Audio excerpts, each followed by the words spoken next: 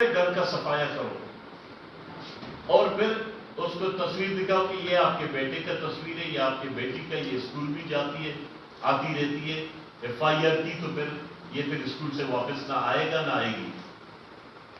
تو انتہائی ایک گمبھیر خطرناک ایک خوف کا ماحول ہے جو آپ یقین کریں۔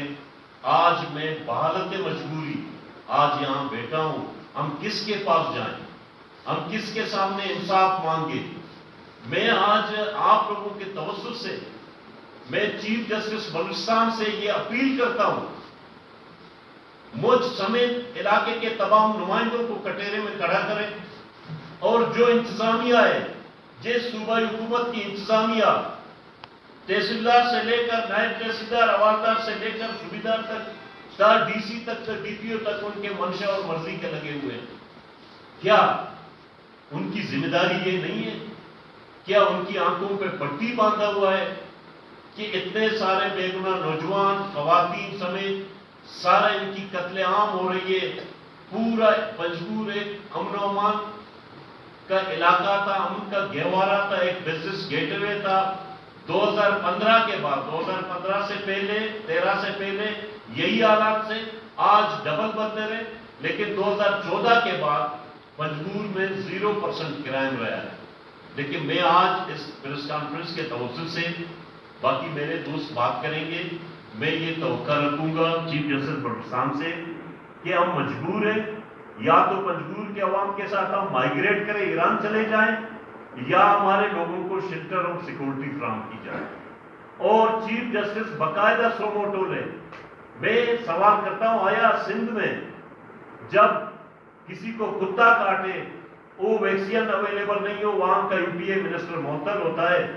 آج ہمارے لخت جگر، ہمارے بازو، ہمارے مستقبل کے مالک، ان نوجوانوں کا بے دردی سے قتل عام ہو رہا ہے، لیکن کوئی پوچھنے والا نہیں۔ اس بے حسی کا آج میں اس پریس کانفرنس کے توسط سے جواب مانگتا ہوں، پنجگور کے پورے عوام کی طرف سے میں یہ سوال کر رہا ہوں ان ذمہ داروں سے کہ اگر پنجگور کے امن و امان پہ توجہ نہیں دی گئی، ہم راست اقدام اٹھائیں گے۔ آج شٹر ڈاؤن تھا پنجگور میں، آل پارٹیز نے حمایت کیا تھا، اور کل نیشنل پارٹی نے پھر احتجاجی مظاہرے کی کال دی ہے۔ صبح 10 بجے ریلی نکلے گی، پولیس تھانے کا گھیراؤ ہوگا، پولیس تھانے کے سامنے مظاہرہ ہوگا۔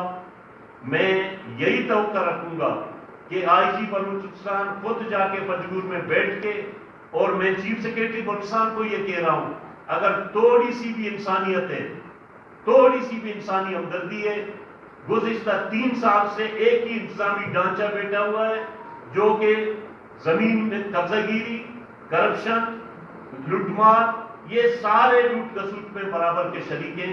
یہ پورے انتظامی ڈھانچہ کو چینج کریں، ان کے خلاف کارروائی کریں، ان کے خلاف انکوائری ہو کہ اتنی سیکورٹی فنڈنگ جاتا ہے، سیکورٹی فورسز ہے، پولیس ہے، کیو آر ایف ہے، لیویز ہے، یہ کہاں ہے؟ انٹیلیجنس ادارے ہیں، یہ کیا کر رہے ہیں؟ یہ لوگوں کی عزت سے کھیل کے آج جانوں سے کھیل رہے ہیں، آج ان کے خون سے کھیل رہے ہیں۔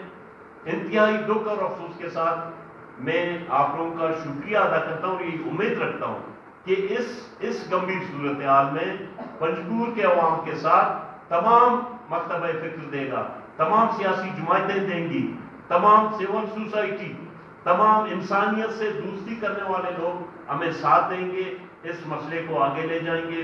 انہی الفاظ کے ساتھ میں آپ لوگوں کا شکریہ ادا کرتا ہوں۔